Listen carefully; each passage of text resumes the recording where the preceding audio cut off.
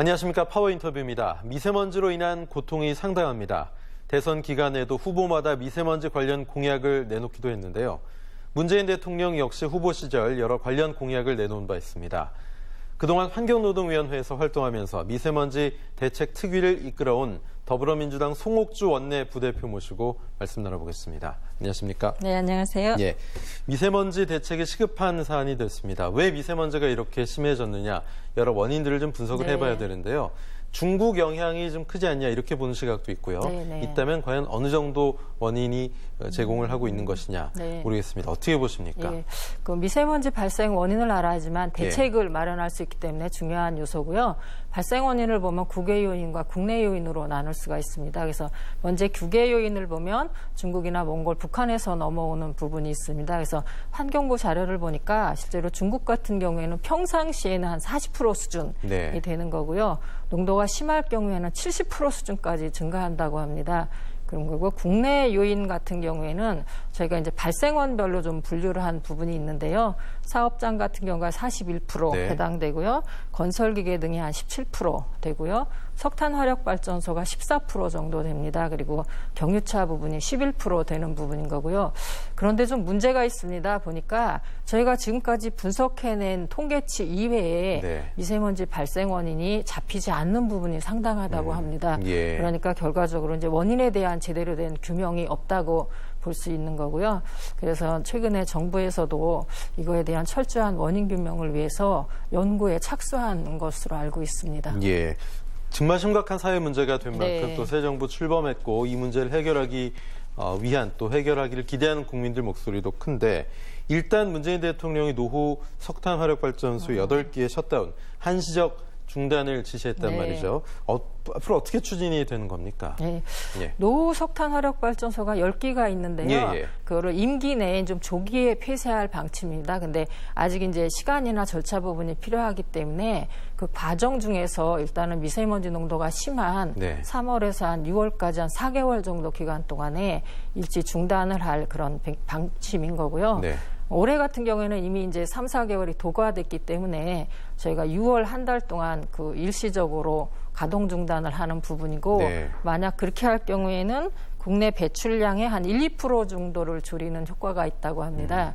그래서 이제 1, 2%가 얼마나 효과가 있을까 하고 좀 의심하시는 분도 있기는 한데요. 수치의 문제가 아니라 저희가 이제 국민 건강을 위해서 할 수 있는 부분은 신정부가, 새로운 정부가 바로바로 하겠다라는 의지의 표현이기 때문에 좀 그 부분을 좀 감안을 해주셨으면 하겠습니다. 작은 수치나마 노력을 하고 있다는 것도 상징적으로 아주 중요하니까요. 맞습니다. 그런데 석탄 화력 발전소 가동이 일부 중단되면 또 서민들은 전기요금이 인상되는 거 아니냐 이런 걱정들도 하시거든요. 어느 정도 영향이 있습니까? 그러게 저희도 이제 그런 말씀을 좀 주변 분들로부터 많이 듣기는 하는데, 우선 6월 한 달 동안에 석탄 화력 발전소를 중단하게 되면 한 600억 정도의 전기요금 인상분이 좀 발생을 한다고 합니다. 그거와 관련돼서는 이제 한전에서 자체적으로 조달하기로 이제 계획은 세운 거로 알고 있고요. 다만 저희가 장기적으로 이 부분에 대해서 이제 석탄 화력 발전 가동 중단을 하면 전기요금이 좀 인상될 소지는 좀 있는 것 같습니다. 근데 저희 정부에서 이 부분을 이제 가정용이 아닌 산업용 전기요금 중심으로 개편을 하겠다라고 이미 방침을 정한 바가 있어서 뭐 일반 가정에서 이 부분들이 크게 영향을 미치거나 그러지는 않을 것 같습니다. 그리고 이제 다만 이렇게 석탄 화력 발전소를 그렇다 그러면 전기요금까지 인상하면서 왜 중지를 할까, 그런 말씀을 하시는 부분이 있는데요. 석탄 화력 발전소를 계속 유지함으로 인해서 대기 환경이 안 좋아지고 국민 건강이 피해가 오게 되면 거기에 대한 복지 비용이나 사회적 비용이 더 발생을 할 거로 이제 보고 있습니다. 그리고 또 이제 석탄 화력이 아니라 저희가 가스나 신재생 발전으로 이렇게 전환할 경우에 거기에 들어가는 비용도 있는 부분이어서 이게 단순한 비용 부분이 아니라 국민 건강이나 국민 경제적 차원에서 공감대도 좀 형성되고 또 국민들도 좀 이해를 같이 해야 되지 않을까 하는 그런 조심스러운 바람을 좀 말씀드립니다. 미세먼지가 여러 가지 원인이 있겠습니다만 또 하나로 지목되는 것이 바로 경유차의 매연 아니겠습니까?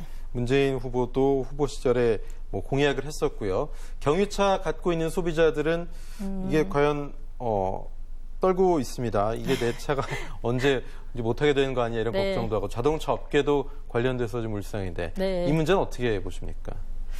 예, 그냥 배출량 기준으로만 보면 초반에도 말씀을 드리긴 했지만 네. 경유차 부분이 이제 차지하는 비중은 11% 정도이기는 한데요. 예. 그래서 미세먼지의 주범이 경유차다 아니다라고 이제 말씀을 할 수 있긴 한데 사실은 경유차와 관련돼서 이제 중요한 부분이 사실은 국민들의 건강 피해라고 봅니다. 예. 그래서 배출량은 적기는 하지만 사실은 이거에 따른 바람 유해도를 저희가 이제 조사한 자료를 네. 봤는데요. 한 84% 수준이라고 합니다. 아, 예. 그래서 그것 때문에 세계보건기구에서도 미세먼지를 1군 발암물질로 지금 그 부분을 지정한 바가 있습니다. 그래서 국민의 건강과 환경 차원에서 보면 이런 부분들도 인체 위해성이 높기 때문에 특단의 대책이 필요하지 않을까 하는 생각입니다. 근데 다만 이제 저희가 일반적으로 경유차를 규제하다 보면 예. 그 생계형으로 할 수 있는 이제 경유 화물차나 그런 분들이 계실 수 있어서 이 부분에 대해서는 저희 국회나 정부 차원에서도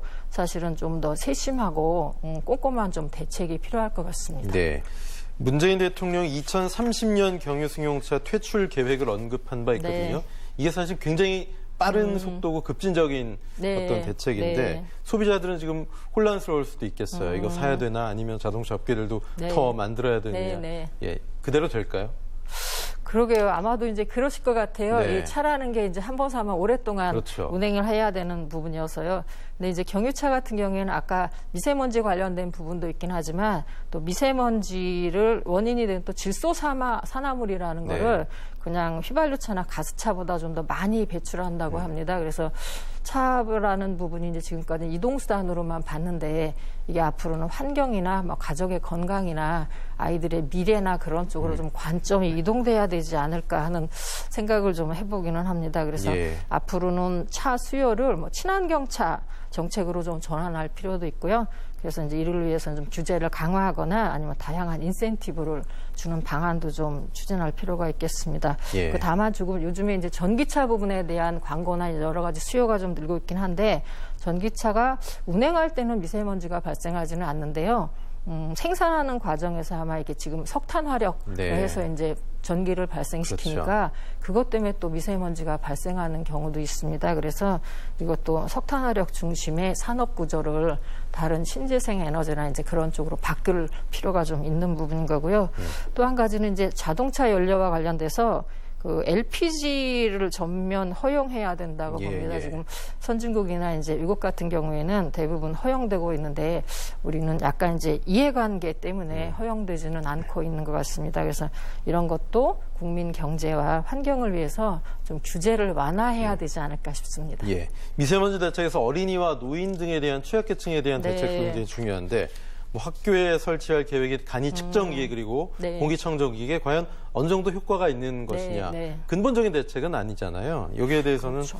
어떻게 보십니까? 예, 그 어린이나 노인이나 임산부는 이제 상당히 그 부분에 취약한 네. 부분인 거고요. 또 이제 어떤 특정한 직업군 같은 경우에도 미세먼지에 많이 노출돼 있으세요. 예를 들어서 뭐 환경미화원이나 교통경찰이나 주차요원 같은 경우에도 이제 민감군이라고 하는데 이분들도 사실은 피해가 좀 최소화되도록 좀 대책이 필요한 것 같습니다.